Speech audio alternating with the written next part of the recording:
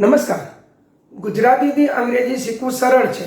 ગુજરાતીના શબ્દોની માયાજાળને માઇન્ડમાં સેટ કરો. અંગ્રેજી શીખવું સરળ થઈ જશે. એક ડેમોથી શરૂઆત કરીએ. ગુજરાતીમાં એક શબ્દ છે અત્યારે, અથવા એક શબ્દ છે હમણાં, જેને અંગ્રેજીમાં કહેવાય નાવ.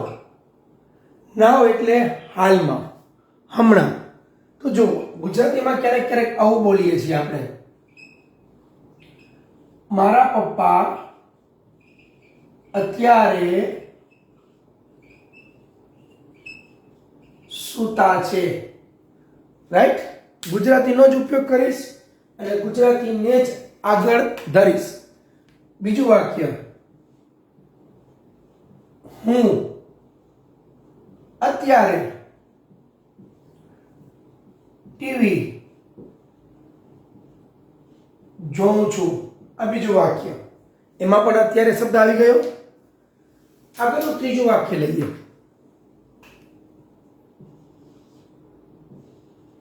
અમે અત્યારે ક્રિકેટ એક ગેમનું નામ, ક્રિકેટ રમીએ છીએ. 3 ઉદાહરણ તમારા સ્ક્રીન પર. હવે જુઓ, અત્યારે, હમણાં, અત્યારે. જ્યારે પણ તમે અત્યારેનો ઉપયોગ કરો ને, ત્યારે સમજી લેવાનું કે તમે એમાં ક્રિયાને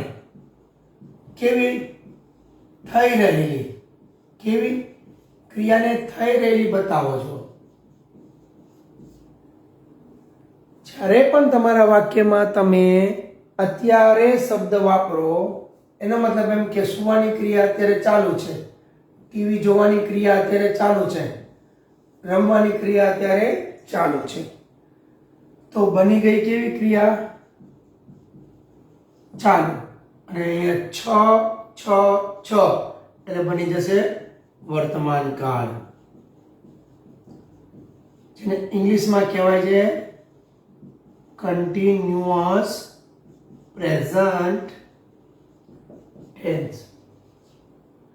હું કાળ ઉપર આવી ગયો. આઈ એમ સોરી, મારે તો ગુજરાતીથી કરાવવું છે.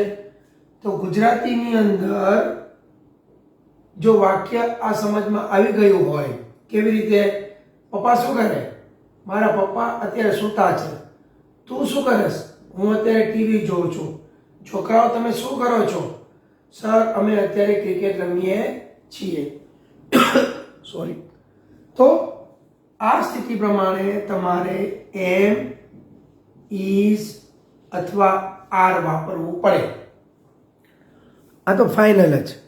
હવે એમિઝાર પછી જે ક્રિયા છે એ ક્રિયાને લગાડવાનું થશે આઈએનજી. ઓકે, અહીંયા સુધી. હવે ઓવર ટુ યુ. આગળનું કન્ટિન્યુ બીજા પાર્ટમાં કરીશ. પહેલા ક્લિયર કરો ગુજરાતી. ફરીથી બોલું છું, પહેલા ક્લિયર કરજો ગુજરાતી. શું ક્લિયર કરશો? કે અત્યારે વાક્યમાં બતાવો છો, એનો મતલબ એમ કે જે તે વ્યક્તિ એ ક્રિયા અત્યારે કરી રહી છે. ગુજરાતીમાં શબ્દોની માયા જાળ ગોઠવો અને પછી અંગ્રેજીની માછલીને પકડવા જાળ ફેંકો. વિડીયો સાથે જોડાયેલા રહેજો. વિડીયો ક્યાંથી જુઓ છો અવશ્ય જણાવજો. નેક્સ્ટ વિડીયો સુધી I hope you will use this formula to make sentences, and if you are able to make sentences, comment and share. Thank you. Jai Hind.